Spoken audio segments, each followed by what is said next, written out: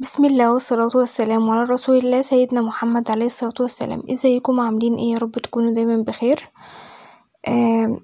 زي ما انتوا شايفين كده الحمام هنبدأ بقى ان شاء الله نروقه مع بعض. روتين كده سريع وخفيف.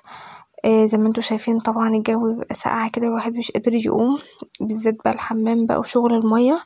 بس صدقيني لما بتقومي كده وتبدأي وتشتغلي وفي نص الشغل تبدأي خلاص بقى الجو بيحرر وبتبقى انتي عاوزة تكملي وتنضفي وكده. فهي أول طلعة بس اطلعيها وبعد كده ان شاء الله ربنا بيعيننا كده وبيسهلها وبنعمل كل الشغل.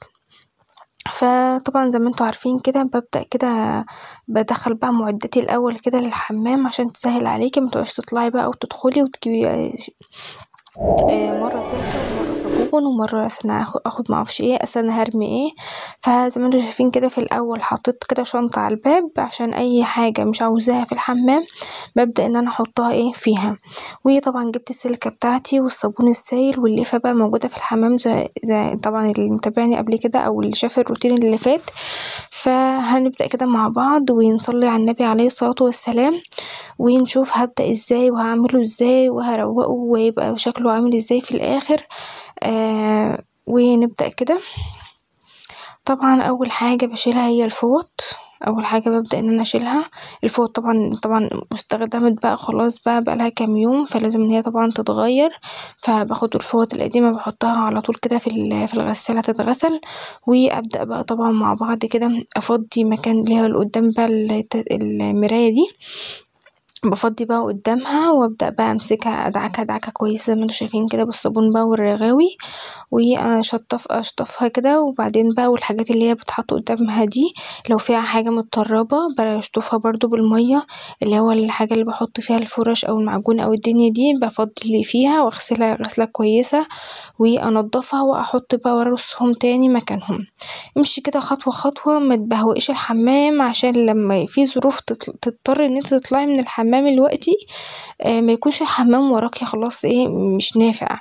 لا ابدأي حتة حتة كده وبالراحة عشان ايه يعني اضطريتي تطلعي دلوقتي يبقى برضو الحمام مقبول ان هو يتساب كده. تمام. نبدأ بقى نخش كده بقى في الحوض زي ما انتوا شايفينه.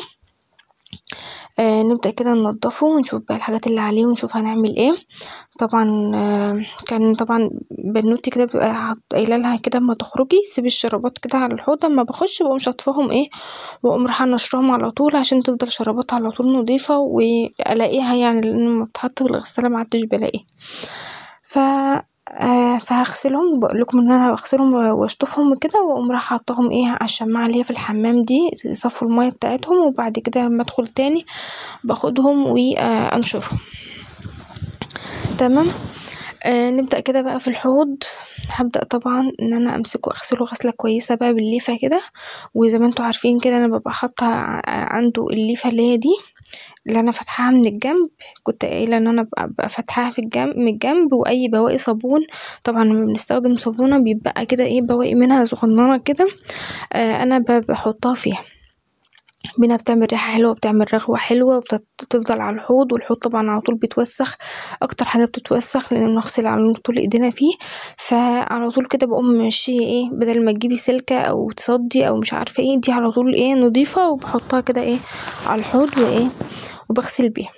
تمام. خلصنا بقى الحوض طبعا اللي هي بتاعة الصبانة دي اتكسرت. فطبعا ما نزعلش على اي حاجة اتكسرت لان بتبقى كل حاجة وليها عمر كل حاجة بتبقى في الشقة لها عمر. خلاص بقى هي عمرها جه لغاية هنا والحمد لله وقدر الله ما شاء فعل. فما نزعلش عليها اللي يروح يروح. المهم بس كده. ونبدأ بقى نمسك بقى البانيو همسك بقى امسكه اغسله. العلبة دي عيالي محتفظين بيها كده ايه لما بيستحموا بيستخدموها في المية كده بيرشوا على بعض. فانا ايه مسكتها غسلتها برضو وبغيرها لهم برضو برميها لو في علبة تانية كده بتبقى بتاعة الجل وكده بمسكها اغسلها وبغير لهم واحط لهم واحدة جديدة. طبعا لان الحاجات اللي بتتساب في البانيو بتملى ميكروبات فخلي بالكم اي العاب او اي حاجة بتتساب على البانيو بتملى ميكروبات. وكنت شفت فيديو والله قبل كده ان بسبب العيال ممكن حاجة تخش في عينهم بتعمل ميكروبات بقى وورم يعني ايه ربنا يعافينا ويعافي اولادنا يا رب. فالمهم خلاص انا كده مسكت البانيو، مسكته غسلته غسلة حلوة. ادخل بقى على الشباك كده اديله رشة سريعة كده بالمية، بمسك بقى الشباك كله اغسله غسلة حلوة ومن التراب بقى والحاجات دي. وخلصت الشباك بدخل على الحتة اللي جنبيه بمسكها انضفها تنظيفة حلوة وارتب الحاجات اللي فيها، وبندخل بعد كده على التويلت اللي هو القعدة عزكم الله. و زي ما انتوا شايفين كده رصيتها، وبمسك بقى التويلت اهو القعدة يعني. بمسكها برضو اغسلها غسلة كويسة من جوه ومن بره. انا بغسلها كلها بالسلكة يعني مش بعترف بالبتاع اللي هي ايه بتاعة التويلت دي، اللي هي مش عارفة اسمها، الفرشة بتاعة التويلت دي مش بعترف بيها. بمسكها بقى امسكه كله كده ايه بالسلك، اغسله غسلة كويسة كده ونضيفة. بمسك بعد كده بقى الارضية، بمسكها طبعا اشيل كل الحاجات اللي فيها الاول اطلعها بره، وبمسكها بقى ايه احط عليها اللي هو البريل بقى، وان كان عندك معطر كلور ارمي بقى كل حاجة، وبالفرشة كده تمسكيها بلاطة بلاطة.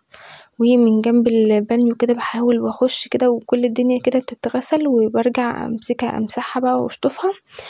وطبعا بسيبه لما ينشف واحط البتاع دي، بس عشان بصور قلت بقى اما احط بقى واخلص كده مرة واحدة، عشان دي بتمنع اللي هي الزحلقة يعني.